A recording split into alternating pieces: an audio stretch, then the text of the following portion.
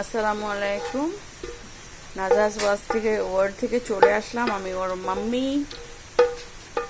আজকে আমি রান্না করব আমার মায়ের হাতের সেমাই। আমার মায়ের হাতে দুধ সেমাইটা খুব সবাই পছন্দ করতো, তার শ্বশুর বাড়িতে, তার বাবার বাড়িতে এবং পাড়া প্রতিবেশী যেখানেই আমরা থেকেছি সবাই খুবই আমার হাতের এই সেমাইটা সবাই খুব পছন্দ করতো। আমি আজকে ওইটাই ট্রাই করছি। সেটার জন্য প্রথমে যা লাগবে, আমি এখানে অয়েলের সাথে একটু ঘিও নিয়ে নিয়েছি।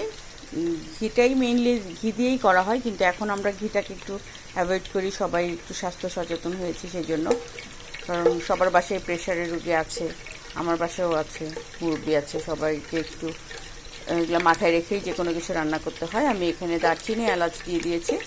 এটা গরম হলে আমি এখানে সেমাইটা দিয়ে দিব। সেমাইটা দিয়ে ভাজবো, ভেজে তারপর দুধটা দিয়ে দিব। এই ইয়েটাতে এই সেমাইটাতে দুধটাই আসল, দুধটা অনেক ঘন দুধ দিতে হয়। তারপর যখন সেমাইটা হয়ে আসবে তখন আমি চিনি দিয়ে নামাবো। আমি এখন এখানে সেমাই দিয়ে দিয়েছি। সেমাইটাকে আমি লাল করে ভেজে নেব। লাল করে ভাজা হলেই আমি তার মধ্যে দুধ দিয়ে দেবো।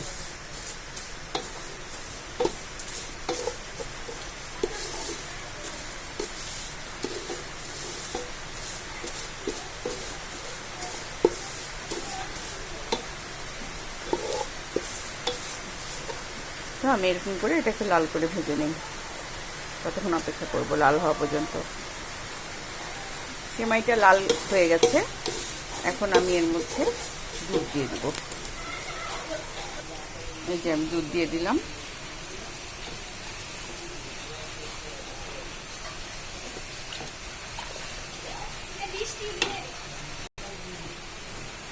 এই যে আমি এর মধ্যে এটা দুধ দিয়ে দিয়েছি। দুধ দিয়ে তো নাড়ছি, সেমাইটাও এর মধ্যে সিদ্ধ হয়ে আসছে।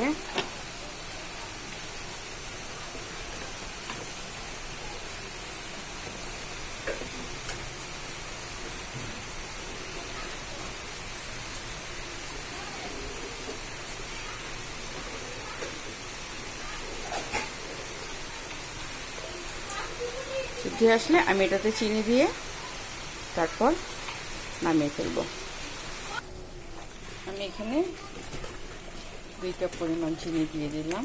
সবাই সবার পছন্দ মতো এই মিষ্টিটা দিবে, যে যেরকম মিষ্টি খেতে পছন্দ করে।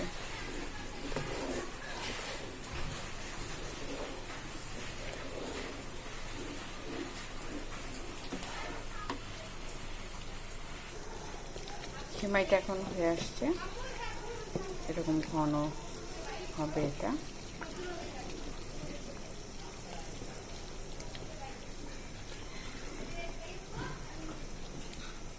আশা করি এটা আপনারা বাসায় ট্রাই করবেন। আমি এটা এখন সার্ভ করে আপনাদেরকে দেখিয়ে দিচ্ছি। আমি এখানে পেস্তা বাদাম, কাঠবাদাম আর কিশমিশ দিয়ে গার্নিশিং করে নিয়েছি। কমপ্লিট হয়ে গেছে আমার সেমাই। আপনারা এইভাবে বাসায় ট্রাই করবেন এবং খেয়ে দেখবেন। এটা আসলে এত মজার সেমাই যে মনে হবে যে বারবার খাই। এটা আসলে অনেক মজার। আসসালামু আলাইকুম, আল্লাহ হাফেজ।